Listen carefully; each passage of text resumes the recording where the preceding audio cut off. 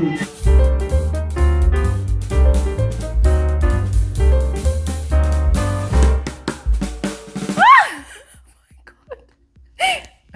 guys, see, quite a number of things happened in Biggie's house yesterday, from yesterday afternoon till, in the evening, till after the pool party. And firstly, I want to apologize for not filling you all in immediately that were happening, guys.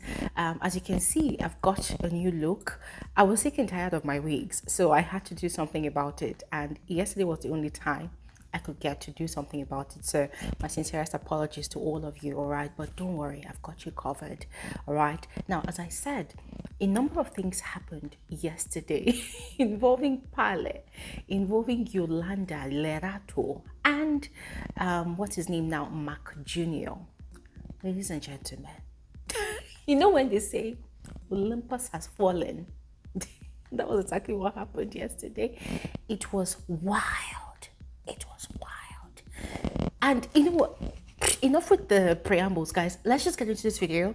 I'm going to tell you all about it step by step. Now, I'm sure that a lot of you must have seen it already, but don't worry. We have our own unique way of analyzing the situation on here. So let's just get right into it, all right? And please let me know your thoughts in the comment section below. All right, and please watch this video to the end. And so officially, you are welcome to my YouTube channel. My name is Gloria Elijah. This is Frankly Speaking with Gloria Elijah, and I am the girl with the T. For those of you that are new here, please do not hesitate to subscribe if you are yet to do so. But if you have, special greetings to all of you. All right, now quickly, let's just get right into the details of this video. So yesterday was actually the day of the wager presentation. Yesterday was Thursday, yes. Now, during the day, I think it was in the afternoon or thereabout, we decided to increase the stake, for these housemates wager. Now, I think they had all agreed to wager 80%, right? And mind you, the theme of the week is healthy living. Yes, the diet of the week as well is vegan. Nobody is eating meat in the house. There's no fish. These housemates are eating just green food. Yes, green food, healthy living, and they've been complaining that they've been stooling and all whatnot, which is actually good, right? Because they've been detoxing. I mean, come on, for the past 2 weeks, these housemates have been eating pap. So they really needed to detox, and I feel like people that actually knew that, right? So yesterday, knowing fully well that a lot of these housemates have been missing meat. They've been missing, eating real meat, real proteins and all whatnot. Biggie decided to increase their stake, as I said. Now, increasing their stake both literally and otherwise. Oh! It's been a while. Biggie had provided an actual stake with, extras on the side. He had created a marked box, like a marked area in the house, and had placed it in the middle, right? And he had, thrown a bait to the housemates. Now, Lerato had gone into the diary room and he had told Lerato that here's the deal. If one of the housemates eats the steak, then their wager, what they staked for their wager will increase to 90%. Now, if more than one housemate eats the steak, it will increase to 100%. Now, what this means is if they win their wager, they will get their 100% claims to whatever they are due to be given by Big Brother. And then they will get extra luxury, like everything they've missed out on this week, they're going to get it on their next supply or even their next purchase, which will be on Sunday, I guess. But if they do not win, then the whole 100% is gone.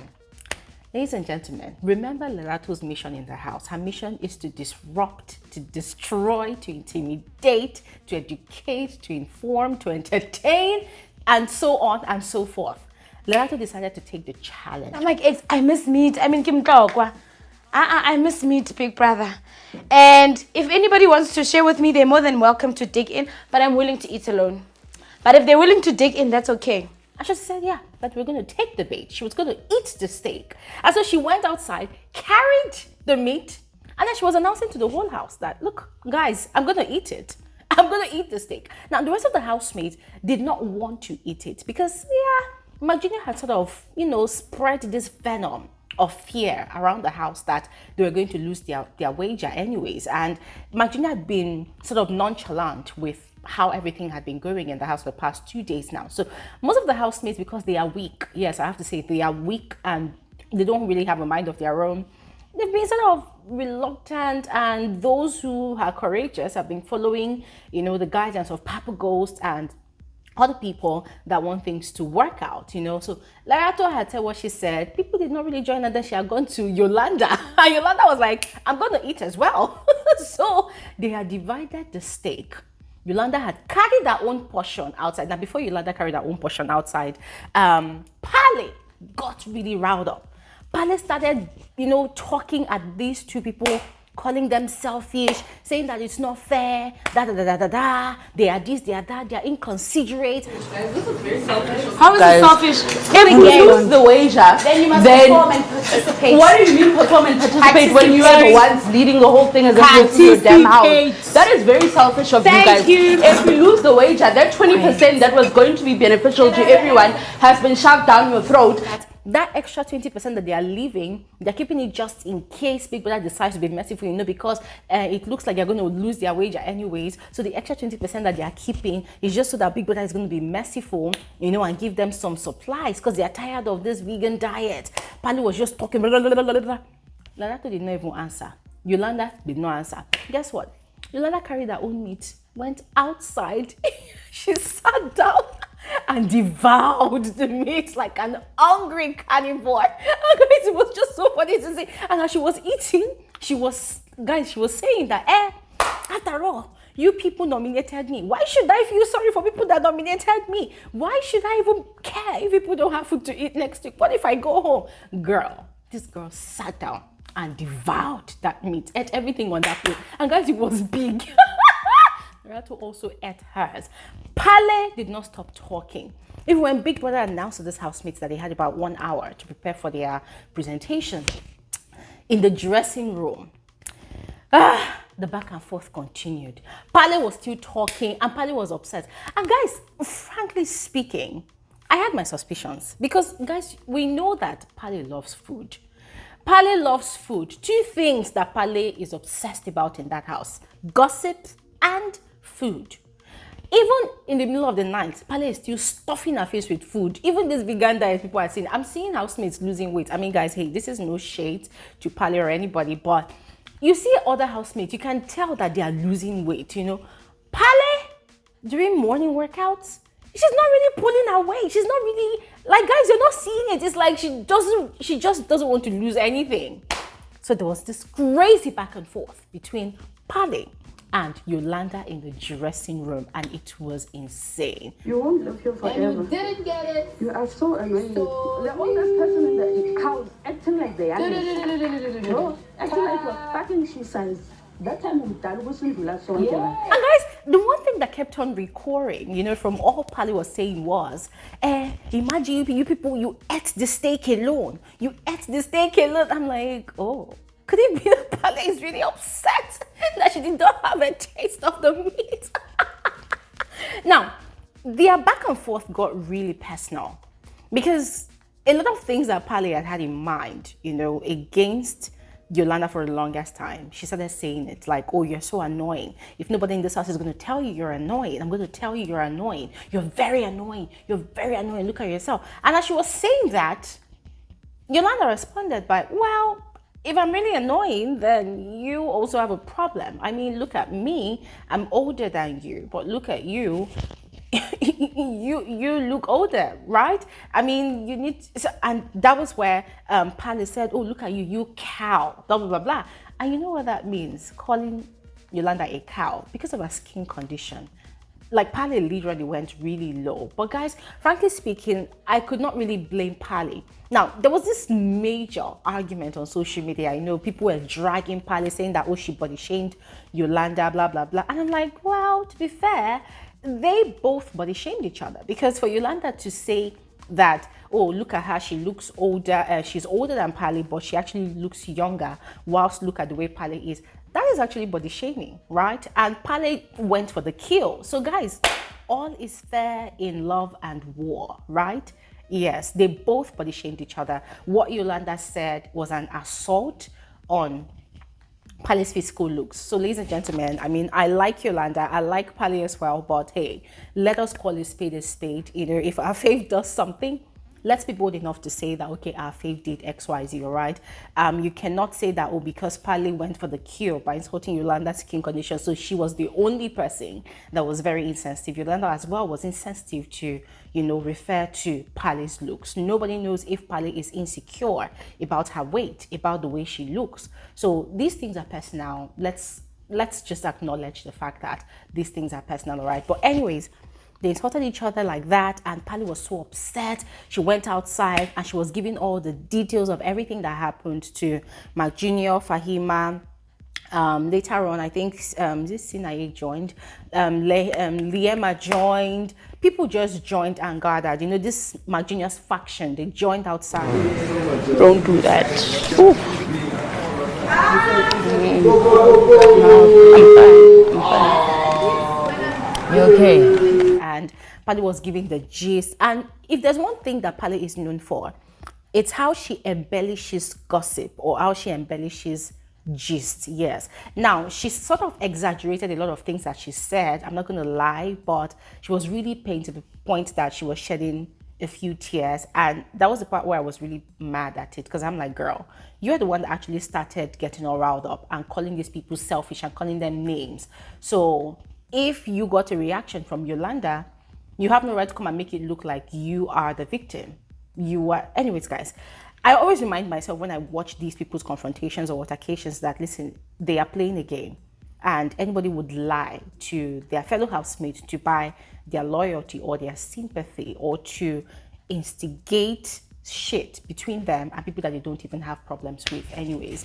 But yeah, that was what happened. And then the housemates went into the arena minutes later for their presentation, and another major drama happened right in there. First of all, let's acknowledge the fact that these housemates put up an outstanding performance. Their presentation was so beautiful. It was excellent. It was beautifully executed. PapaGhost did an amazing job. The audience, that's the housemates that sat in as the audience, they put in a fantastic presentation. Guys, everything was excellent. Everything. It was so enlightening. It was so informational. It was so informative. It was so informative. It was so educative. I learned a lot, and I really, really loved the roles that the likes of Yolanda played. You know, how informed she sounded, and the way she was explaining everything about sexuality and sex. Guys, it was so incredibly informative and educative, and I loved it.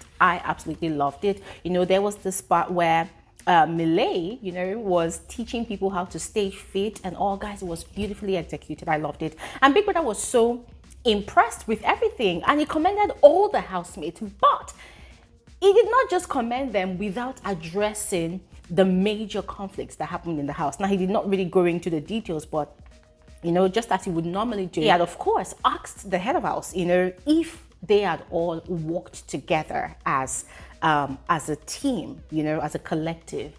And the way Mcjunior responded, he said, well, they got production done, but they did not work together as a collective. Never. They did not. They did not. And the way he was doing it, it looked like he wanted Biggie to probe further and ask him, oh, what do you mean? And then you will not start pointing fingers, oh, Papa goes, da, da, da, da. Big Brother did not do that. Now, Big Brother threw the question to the whole house that, okay, is there any housemates that would love to speak more to the matter? Guess what? Yolanda instantly. And Big Brother said, okay, Yolanda, let's hear you speak. And that was where she turned on Mcjunior. Like, Big Brother, it is all Mcjunior. We wanted to work together. We tried to even beg the head of house to come and work with us. But just because the idea that we had, majority had, he did not agree with it, he became angry and went and sat with his other group on the side. Mcjunior is the one that did not allow us to work as a collective, ladies and gentlemen. Oh my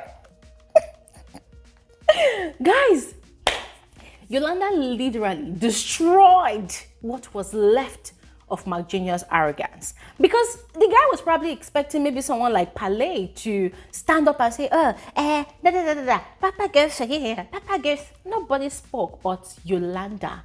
And Yolanda spoke the truth. And even Biggie knew that that was the truth, because afterwards, because Mcjunior looked so, like the guy looked disrupt. Like it looked like he wanted to just die. Like he wanted the ground to open so he just enter and just die. And people knew that Yolanda was spilling the facts because, of course, Big Brother sees and hears everything.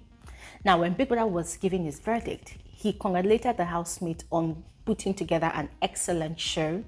He commended rather the presenters, that's Chiwenza and Sinaye. They did fantastic. Oh my God. If Chiwenza were to have his own talk show today, I would gladly watch it. That guy is talented, or that girl is talented. He did amazingly well. Yeah. And Big Brother commended them. And then also, mentioned that despite all odds, they went against all odds to put together such a fantastic performance. And then he also acknowledged the script writers, of course, who is PapaGhost, and the housemates too were just hyping Papa. Guys, oh my God, that was such a moment. They were hyping PapaGhost, and he was like, oh my God, he felt like crying. And guess what? After everything, Mcjunior was, angrily removing his costume.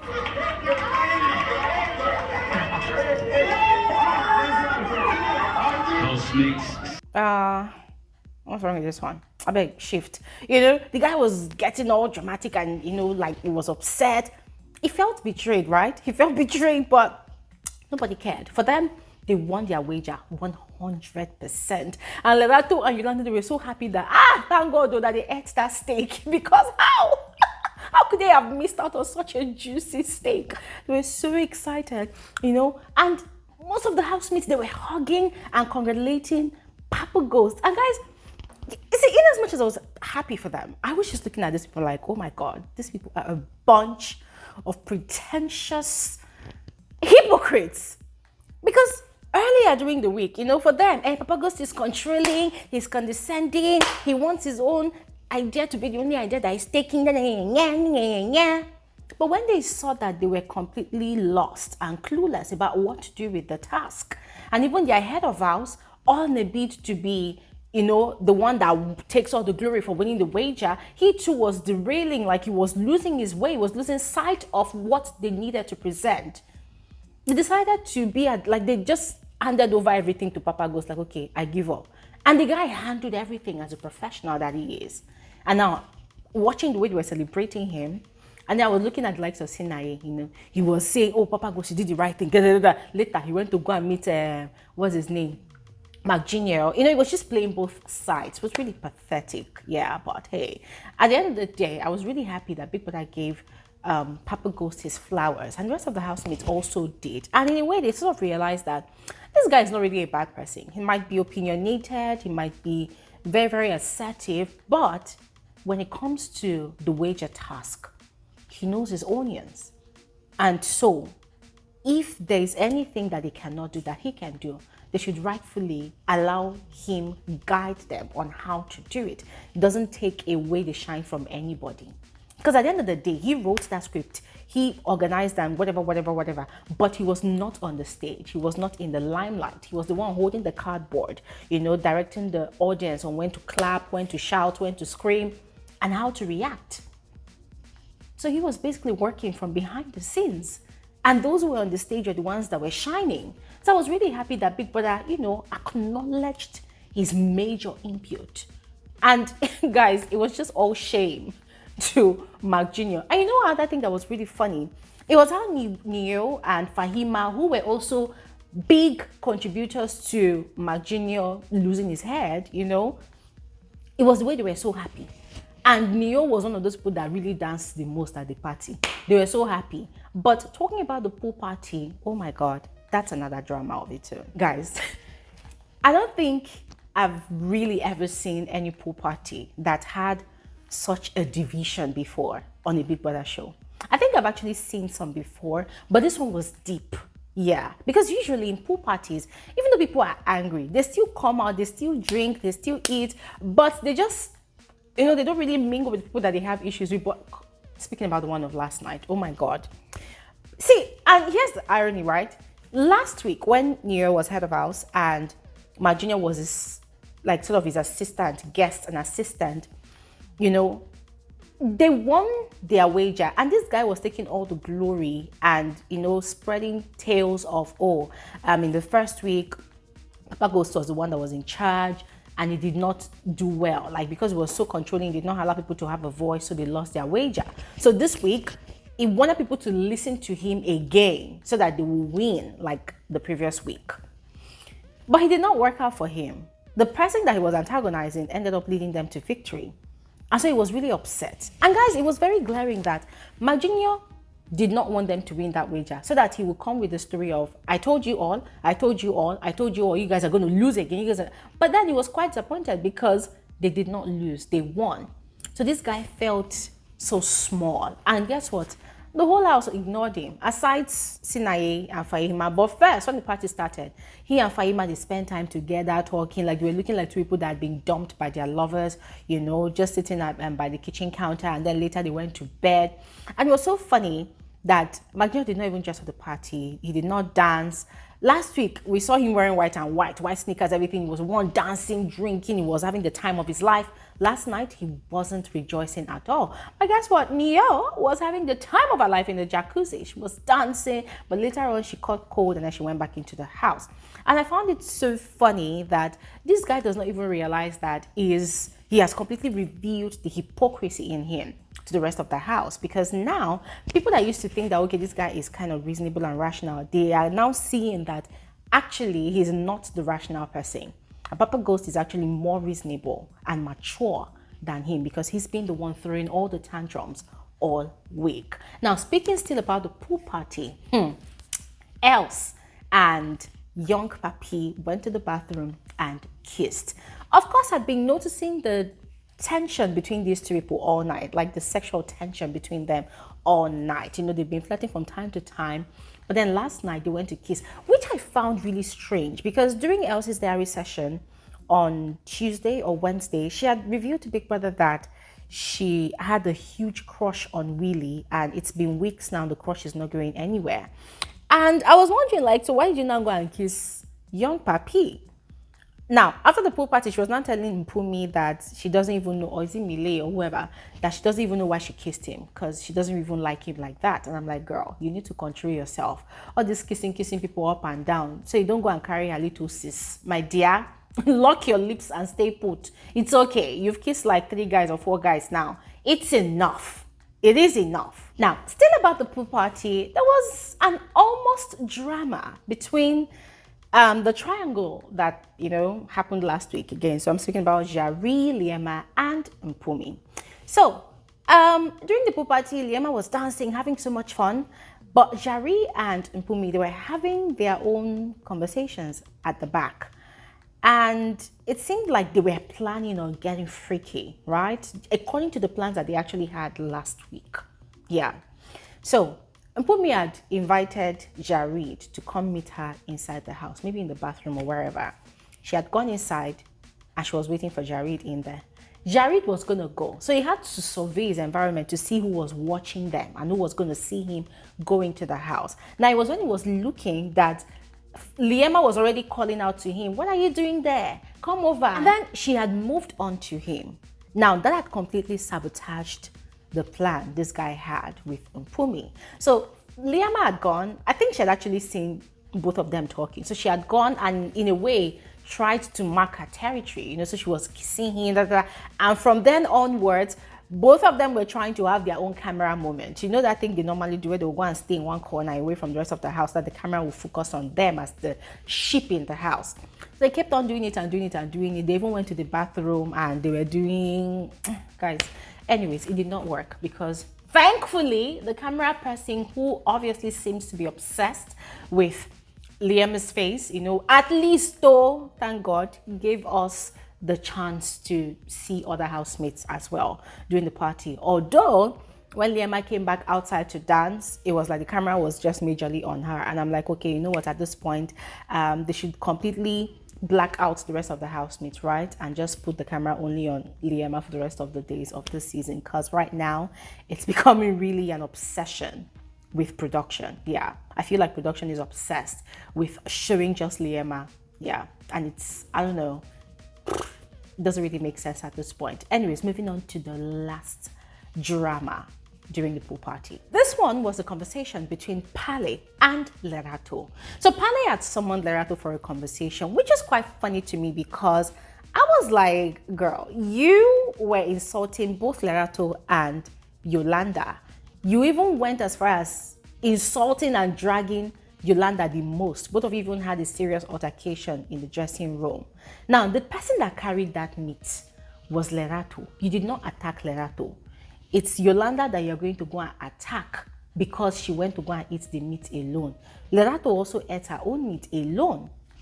What's the fuss? Or you feel like your power can carry Yolanda, so you want to go and face Yolanda, you are scared of Lerato. And guys, my speculations were 100% correct because Pale invited Lerato for a conversation. And in a way, it seemed like she wanted an alliance with Lerato.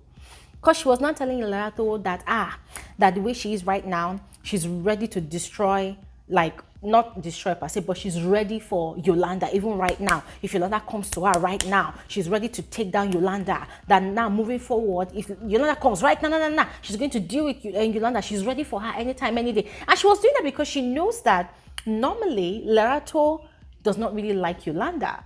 So it felt like she was sort of trying to appeal to the villain side, you know, or to that rift that she thinks exists between Lerato and Yolanda to be on Lerato's side, or for Lerato to be on her side, whatever. So she was saying all of these things, and instead of her to get straight to the point, she was now telling Lerato that, oh, by the ways, she said she wants to come for your man. Yes, even this night. She said that she's going to go after PapaGhost. And I said, okay, anyways, good luck. I just thought I should let you know that. I said, yeah. It's the desperation for me. It is so obvious, girl. Get a grip of yourself, you know. And then she now went further to say, I just feel like there's this tension between us, you know. When we are preparing for the wager, we don't talk. And then from Thursday night during the pool party, we tend to talk what's happening. I don't know. I just want to know what's going on between us. And I'm like, oh my God, Pale, you sound like a pick-me right now. You sound so pathetic right now. And guess what?